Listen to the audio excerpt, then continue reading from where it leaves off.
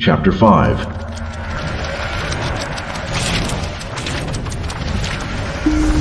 Planetfall.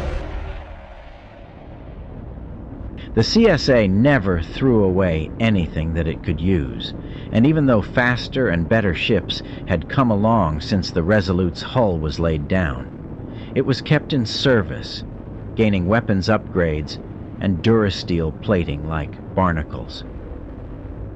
Even so, the ancient patchwork dreadnought was a frightening thing to behold up close, bristling with turbolasers, missile tubes, and tractor beam projectors, a swarm of IRDs in patrol along its flanks. Parked in orbit over the dull, rusty surface of Endragod, it was more impressive than the planet, and, Mander thought as their ship limped into one of the stern landing bays, it was probably the jewel of its commander's eye.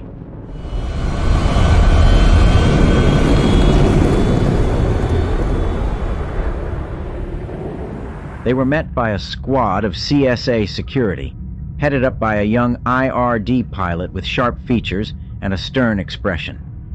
His uniform, visible beneath his flight suit, was pressed to perfection. Even before he opened his mouth, Mander knew that this was the owner of the voice they had heard on the transceiver. They were this pilot's trophy, and he would only hand them over in the presence of a superior officer. Lieutenant Orell Lockerbie, Corporate Sector Authority Ship Resolute, he said, and if he had clicked his heels, Mander would not have been surprised. Mander Zuma of the New Jedi Order, said Mander. My companions Rayan Irana and Eddie Beret. We appreciate your help back there. The young flight officer scowled in the textbook-approved imitation of displeasure. Your ship should not have been present in the system. We are under quarantine interdict. We are aware of the situation and are on a mercy mission, said Mander. He felt tempted to put a bit of the force into the words, but resisted. I presume you will present us to your commanding officer. The flight officer stammered for a moment, the Jedi taking the next line of his carefully crafted speech away from him. Then his frown deepened, and he said, This way, please. A moment, said Rayan. The ship's taken some hard knocks, and Eddie and I should start repairs immediately. Mander looked at her and raised an eyebrow. She had practically insisted on meeting with the Hutts back on Makam Te, but was now passing on meeting with the corporate authority. Very well, he said. But the Bothan was already examining the long gouges in the side of the new ambition, shaking his maned head. Mander motioned for the pilot to proceed. 2 security officers fell in behind the Jedi, while the others stationed themselves at the dock exits.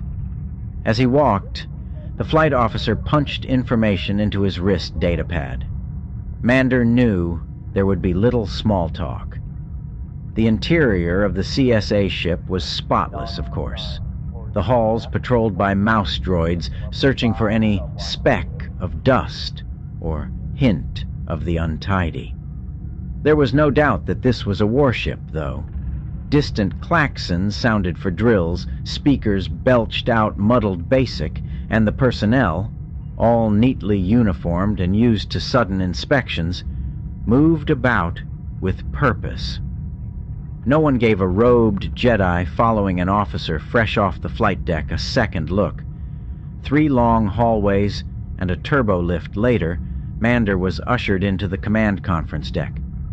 The room was spacious, but neatly appointed, with only a few personal items hanging on the wall. A hollow chess set, one of the few additions that showed a personal touch, idled along one wall, its creatures repeating themselves in looping animations. An impressive readout desk was parked in front of the viewport, 3 chairs set up in front of it. The commanding officer faced away from them, staring out the viewport at the planet below.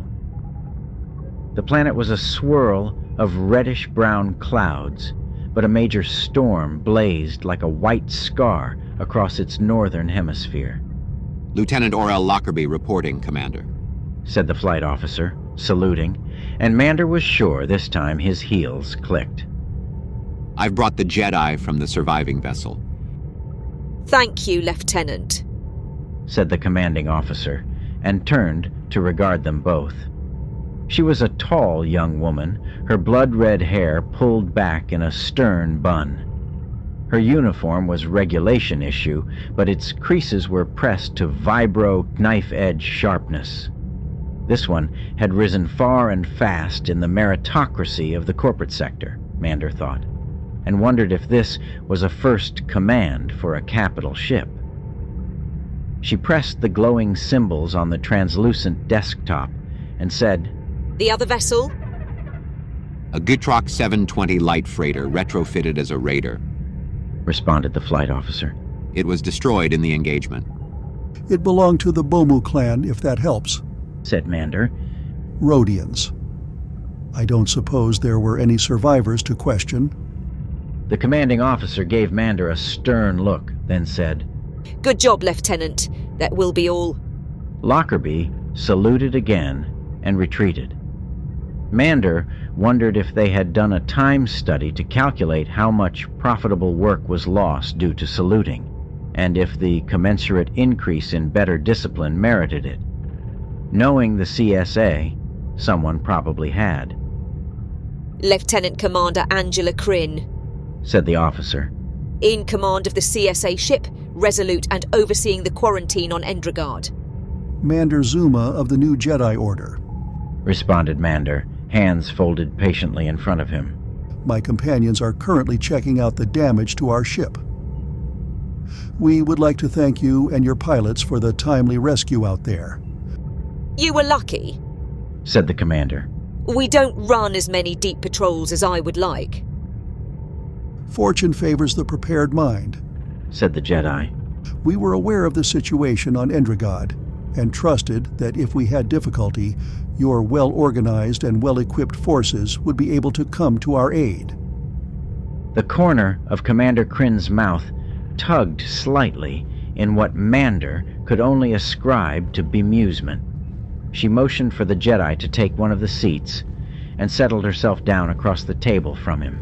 If you are aware of the situation on the planet, then you know that the CSA is not allowing anything on or off that rock until the disease is under control. Have you had any problems? Asked the Jedi. Early on there were a number of attempts to get off the planet. Fortunately, there weren't a lot of vessels present at the time. Ships were intercepted, disabled, and impounded. There were a few spacers with pressing business too, but as word spread of the interdict, that trailed off as well. And raiders like the Bomu clan trying to pick off ships coming in system. Mander let his voice trail off. Endrigard is more dangerous than I had presumed. Yet you came here in any event. Mander nodded. A mission of mercy, as I told your officer. Angela Kryn pushed a few glowing squares on her desk. Their arrangement made Mander think of the hollow chessboard. We don't have your ship on any of our registries, she said. It is new, said Mander. Maiden voyage. More of a trial by fire, it turned out. Again, the tug at the corner of her lips. Mander could imagine, in another circumstance, she would have a pretty laugh. Indeed. You are far from Yavin 4, Jedi. Why is the Order interested in Endrigard? They aren't, said Mander, and Angela Kryn's neat eyebrows rose in surprise. Or rather, they are not any more or less interested in Endrigard than in any other planet. I am here on behalf of Popara of the Hudasei clan of the Hutts. They provided the ship. I hired the crew. Lieutenant Commander Kryn's jawline tightened, and her brow furrowed at the mention of Popara's name. The Hutts, then? That's a surprise. You're working for them? With them, said Mander. And you know why Popara is interested in Endrigard. His son is somewhere on the surface. I know, said the commander, and she slumped a bit in her chair. I have received numerous requests as to his status, ranging from the demanding to the insulting. I will tell you what I told them. I have no information of this Hutt, and no spare resources to find him. Not with a planet already weakened by the plague. I'm afraid you came all this way for nothing. The Hutts wasted your time and mine. It was not something I could turn away from, regardless of its likely outcome, said Mander. Now, about your cargo, began the commander, leaning forward and tapping a few symbols on her desk. It is yours, said Mander simply. Again, Kryn was surprised, but tried not to show it. We have to confiscate it. No, you don't, since I just gave it to you, said the Jedi. You and your organization are better established to distribute the medicinal spice than 3 people in a damaged freighter. I assume you can add it to your own supplies. Angela Kryn smiled now, a sad smile of someone who has been dealing with her own bureaucracy. Mander saw it at once. There were no additional supplies, at least not yet. Help is on the way, she said. And some of it is here now, said Mander. With the heartfelt wishes of Popara Hutasei, and with the hope of creating a lasting trust in these trying times. The commanding officer ran a slender finger over the glyph-dotted desktop. After a moment, she said simply, I can't let you land on Endrigard. I understand. We will conduct what investigations we can from here. Mander tilted his head slightly and smiled.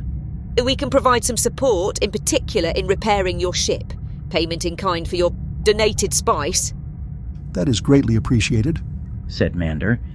If we are fortunate, perhaps we can find Mika Hutasei before we have to return. Angela Kryn smiled now in agreement. We will do what we can. Would you and your crew be interested in joining me for mess this evening? I would love to, said Mander. But I will have to ask the others.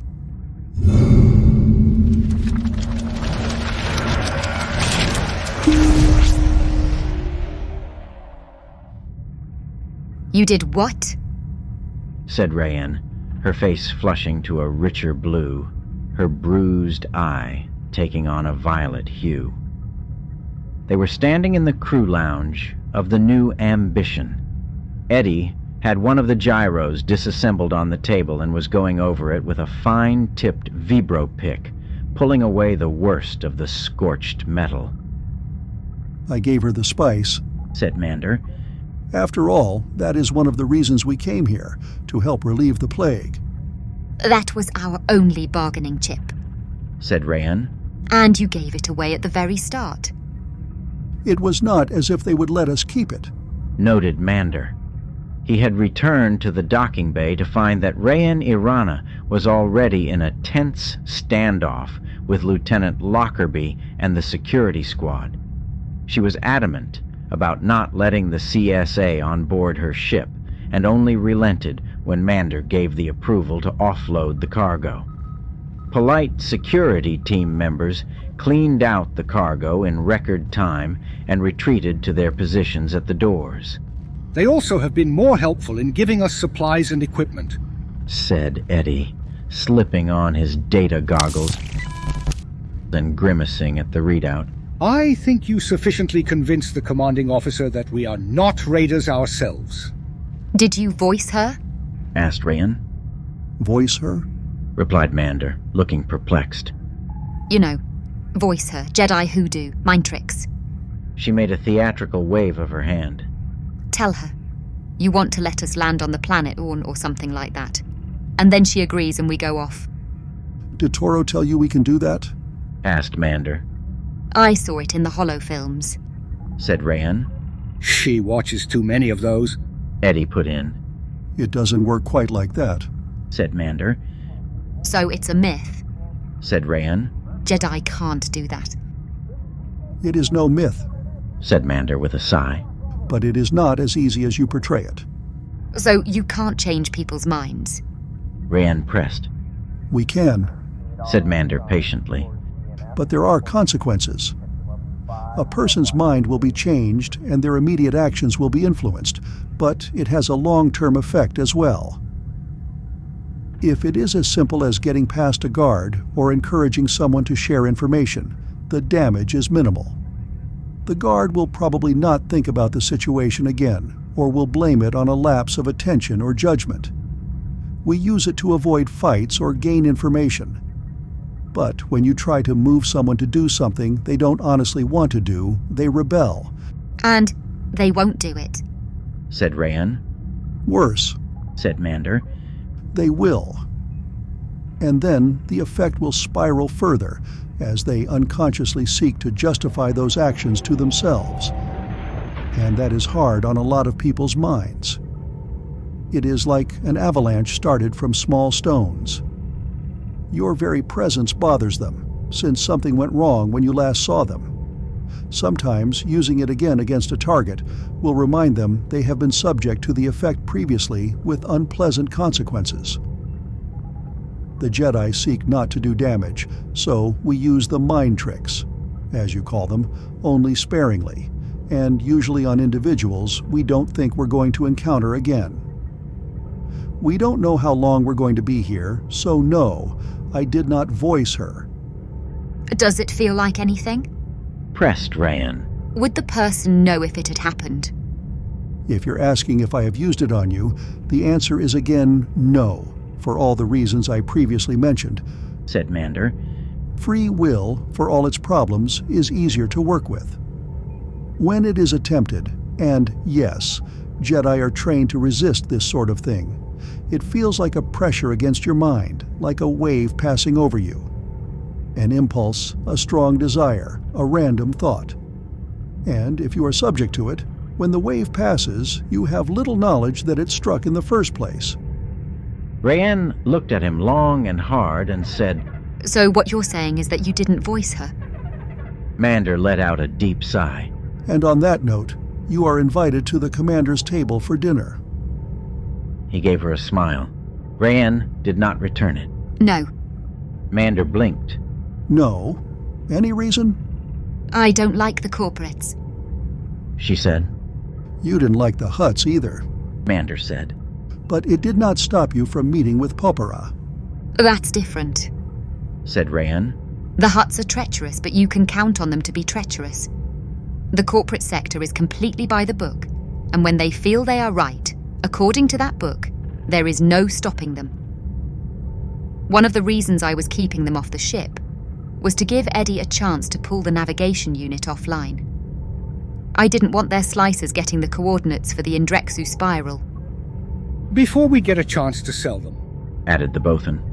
But you manage that, and they are none the wiser. Mander said. So, you should come to dinner with our gracious hosts. Rayan shook her head. We need to get the ship back together and out of here. Mander cocked his head a moment. Something else is wrong. Nothing else is wrong. Said Rayan. We're just busy. And I don't want to leave anyone alone in the ship. No, something is definitely wrong. Said Mander. And I don't need the Force to tell me that. Tell him. Said Eddie, not looking up from his work. Nothing is wrong. Said Rayan, folding her arms over her chest. Something is wrong. Said Mander. Tell him, or I will. Said Eddie. Rayan scowled deeply. I've had run-ins with the CSA. You've smuggled. Said Mander succinctly. Some. Rayan said, shrugging. A little. Nothing bad, nothing major, nothing that a Jedi would blow a circuit about. Small package trade, really. Said the Bothan calmly. Personal items, artifacts of dubious provenance, objects of art. That sort of thing. Nothing bad or horrible. Rayan added quickly. Nothing like hard spice. Nothing like Tempest. Mander nodded and thought he understood. Rayan and her partner were part and parcel of the shadowy world of spacers, the great majority of whom wouldn't think twice about bringing contraband through planetary customs if there was a bonus in it. But it was that same evasion of authority that made the spice trade possible, and the same avenues may have been used to bring in the Tempest that killed her brother. She knows how smugglers think because she has been one herself, he thought. He said, the Jedi are not religious leaders. We don't provide absolution or forgiveness. The best we can do is help others come to terms with what they have done and help them make amends. But that does not explain why you wouldn't want to meet with a CSA lieutenant commander who doesn't even know you. Oh, said Eddie. well, there's the rub.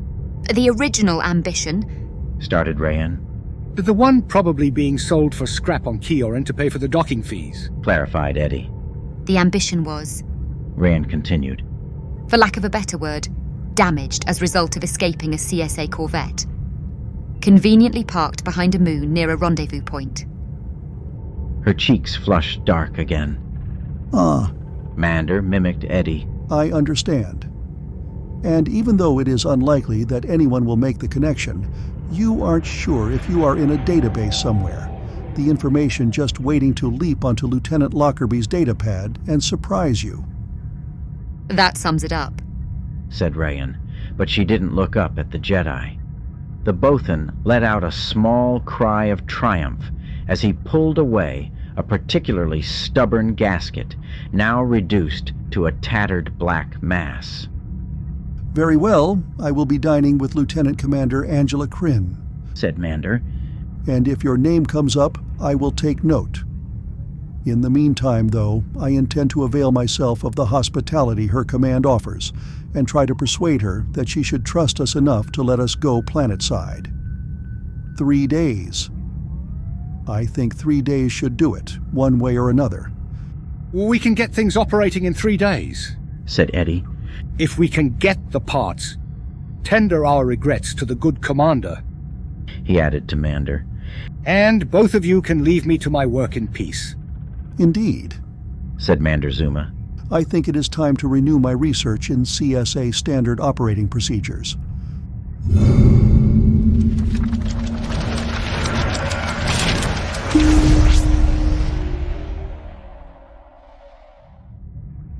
Three days passed with a glacial slowness. Most of the planetary transceivers were in Telbolan, and as far as Mander could tell, most of their operators were stricken by the plague, or just laying low until the pestilence had passed over.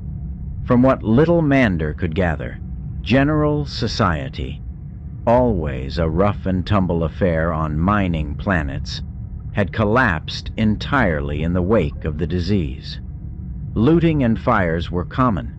What civil authority was left had its hands full surviving on its own, and therefore had precious few resources to help off-worlders. One of the few full hollow conversations Mander managed took place with a tired, exhausted officer with white crusts at the corners of her eyes and mouth, her hair an unruly tangle. She didn't know anything about huts on planet, but said that any exomorphs should have gone to ground, since the survivors were looking for something to blame, and non-humans fit that bill. Then the officer terminated the call in the middle of a prolonged coughing jag. Once further attempts to contact anyone on the ground proved equally problematic, the Jedi turned to the ship's library. It was a smart little operation consisting of a set of military histories and CSA law, the former well-thumbed, while the latter apparently pristine since the ship was first launched. He mixed the two, in particular checking out the regulations and specifications of the corporate sector authority's navy. Each evening, Mander would present himself in clean and formal robes to the commander's galley. The first night was with senior officers, and Mander got the standard array of questions directed at the Jedi in the wake of the fall of the Empire. Is the Order starting again? What are your intentions? Will you rule from Coruscant? How have things changed? He deflected them as politely as he could, and got the officers talking about their own experiences in space instead. The nature of the Force was forgotten in stories of running down raiders and recovering contraband. After that first evening, Lieutenant Commander Angela Kryn met privately with Mander, and the Jedi soon came to understand her position. She had the responsibility to maintain the quarantine, but could not deal with matters on planet, Endrigod not being an official world of the corporate sector. So, they were in orbit as people suffered and died below, charged by a distant bureaucracy with keeping others away. What help they could provide was advisory only, and any personnel were under the control of a now collapsed government. The spice you brought was both welcome help and a can of worms, she said over dinner. On the one hand, we desperately needed the medicines, but on the other, I don't have specific permission to use them.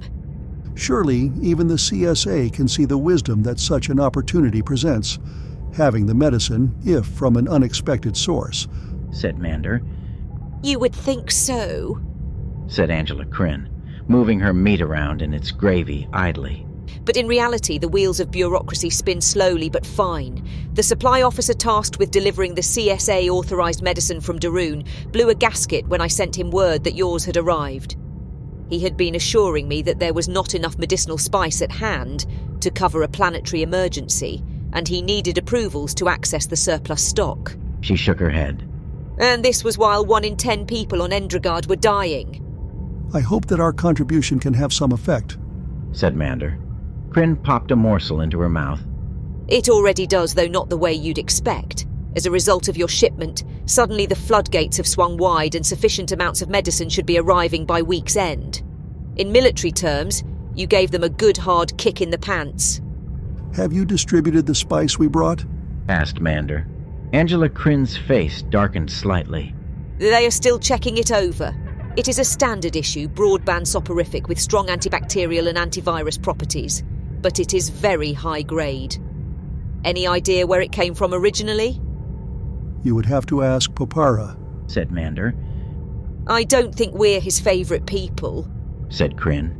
This part of space is filled with species and factions that have been competing for millennia, said Mander. Trust is a hard coin to find. There's that, said Kryn. But there's also the fact that the Hutts were not particularly supportive and encouraging before you came along. The missives we got were as high-handed as you would expect from a Hutt, filled with demands and insults. And then, when we didn't produce immediate results, they got nastier. Popara sent these? Or did you talk to a green female named Vago? Neither, said the lieutenant commander. It was a big lumpish blue one. Zonos, I think his name was. That would be Mika's brother, said Mander. I've met him. A soft touch is not what he is noted for. That's one reason they brought in a Jedi.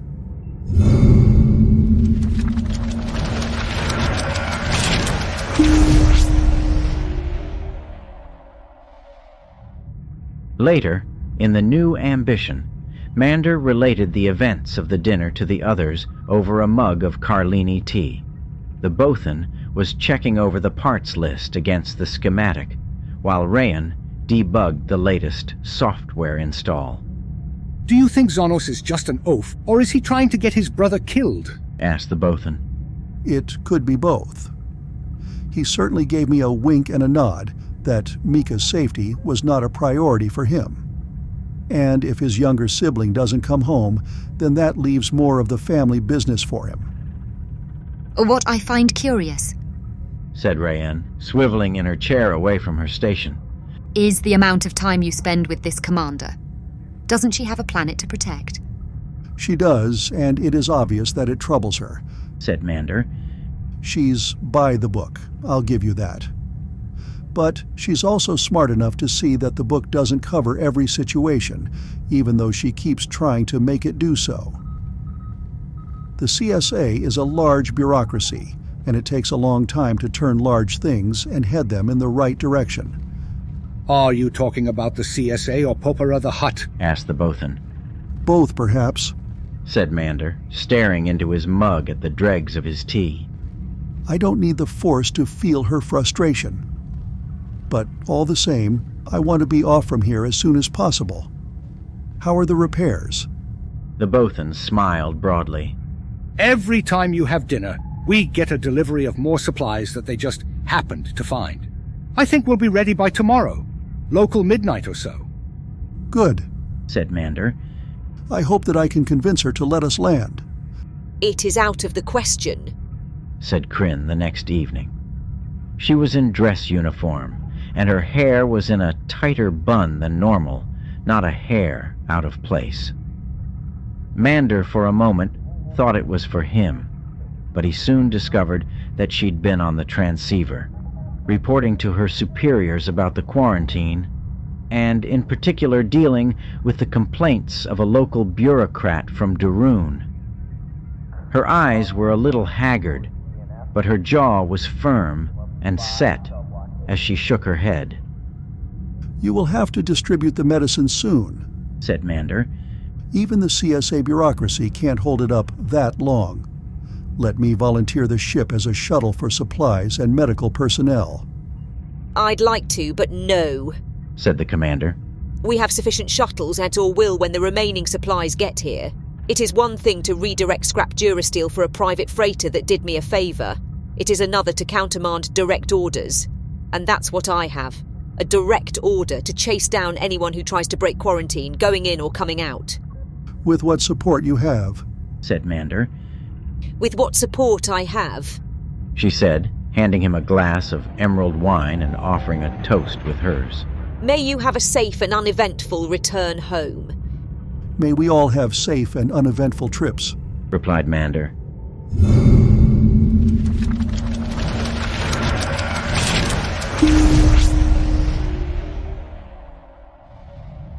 When Mander Zuma returned to the new ambition, Eddie had already finished the pre-flight check, and Rayan had reinstalled the Navi computer. The Bothan looked up and said, "Did you work that Jedi charm? Are we going down to look for the Huttling?" "Take us out. Here's the flight plan." Eddie looked almost crestfallen. "We're leaving then." "You see it there, clear as day," Mander replied, sighing.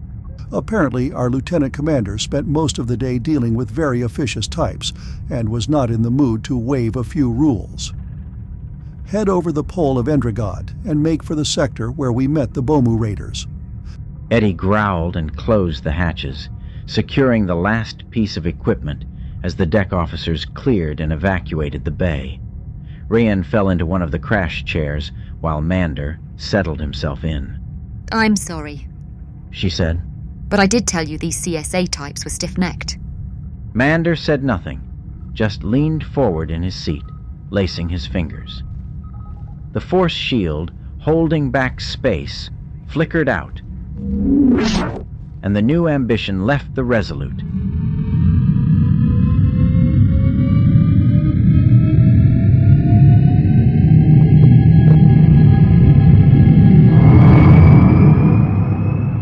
Banking slightly to take the polar route Mander had plotted and filed.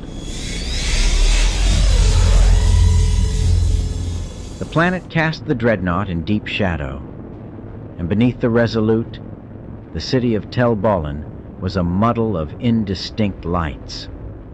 As they rose over the white-tan polar deserts of the world, a false dawn of the system's sun greeted them. They had passed over the polar terminator when Mander finally took a deep breath and said, "Right, we're going in. We're making landfall." Eddie almost jumped in his seat, then allowed himself a toothy smile and started reconfiguring the thrusters. Rayan looked surprised and said, Should I get to the turbo cannons? "Not yet," said Mander. "For the moment, keep an eye on the sensors. I'm sure Lieutenant Commander Kryn isn't foolish enough to pull off her patrols just on my declaration that we were going away." You lied. said Rayan. I didn't know Jedi did that. "I'd prefer to think of it as dissembling, or shading, or at most mangling the truth," said Mander. "But yes, when push comes to shove, Jedi are allowed to lie. Don't tell anyone. It would just ruin our reputations." And he allowed himself a smile almost as wide as the Bothans. They fell into the sunlit side of the world, and the fire wisps of re-entry curled around the cockpit. They are onto us, said Rayan, as a pair of blips appeared at the corner of the scanner. 2 IRDs matching course. Contact in about 10 minutes. Faster than I thought. She's good, I'll give her that, said Eddie Beret. "Textbook approach," said Mander. "Standard operating procedure. Bring the ship down shallow and bank her to the left. We want to come back around the planet to Tel Bolin before the sun rises there. Steeper would have a better chance to lose them, said the Bothan. I know, but we don't want to lose them just yet, said Mander. Visual contact came 9 minutes later.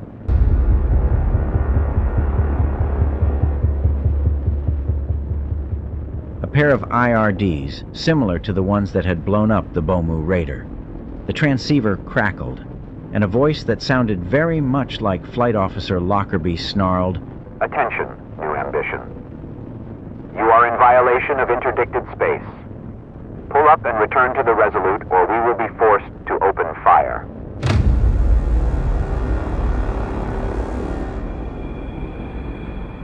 Rayanne pulled the microphone toward her, but Mander pulled it out of her hands. "Attention IRDs. We are experiencing difficulties. Our repairs did not hold. We are losing altitude and will have to ditch. Systems are failed." He stopped mid-word and returned the transceiver to the cradle. "If they call back, don't answer." You're doing horrible things to your Jedi reputation, said the Bothan. A pair of ionic blasts bracketed the craft. "That's one," said Mander. "Regulations say they have to try twice more, since we are apparently in distress." They were deep inside the atmosphere now, and the Jedi scanned the horizon, looking for one particular feature. "There," he said, pounding Eddie on the shoulder and pointing to the east. "Dust storm," said Rayanne. "Pull up to get over it." "No," said Mander. "Head into it." It will play hops with the navigation, said the Bothan. And I just cleaned everything out. "Exactly," said Mander, and another pair of blaster bolts streaked past the cockpit.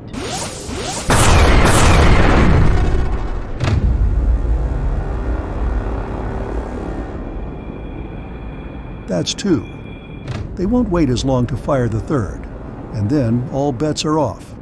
Mander held his breath as the wall of sand and dirt, visible from orbit, carried from one side of the world to the other, approached, and then towered over them. It filled the observation scanners, panning across them. There was a third blast of ionic fire now.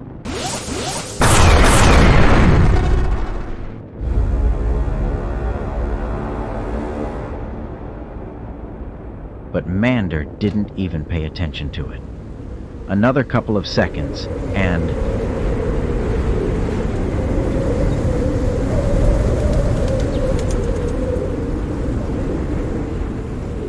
they were inside the cloud, the dust screeching against the hull.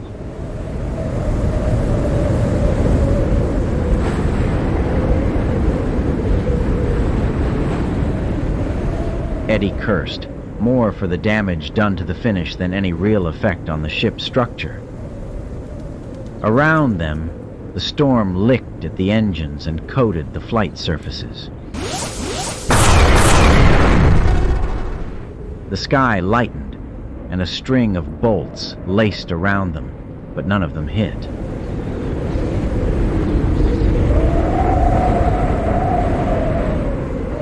"They're on instruments now," said Mander. "Can you manage?" I've got my own scanners up, but we're awfully low, said the Bothan. A dark shadow passed by the ship, then another, and a third. "Those are rock formations," shouted Rayanne. "We're too low. Pull us up." "Not for another minute," said Mander. The Bothan did not reply, though he clutched the steering yoke in a death grip. Another set of bolts, but these were wide and faint.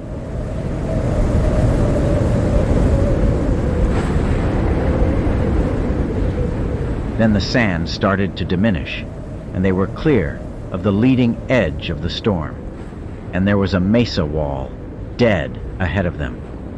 Cursing, Eddie pulled back on the stick, pitching the ship almost perpendicular.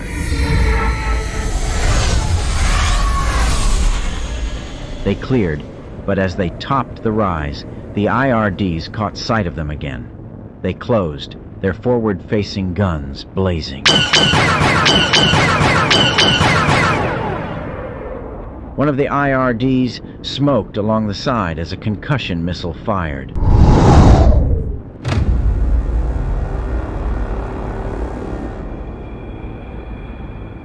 They're going to catch us, said Eddie. Sorry. 10 more seconds, said Mander. Gun it.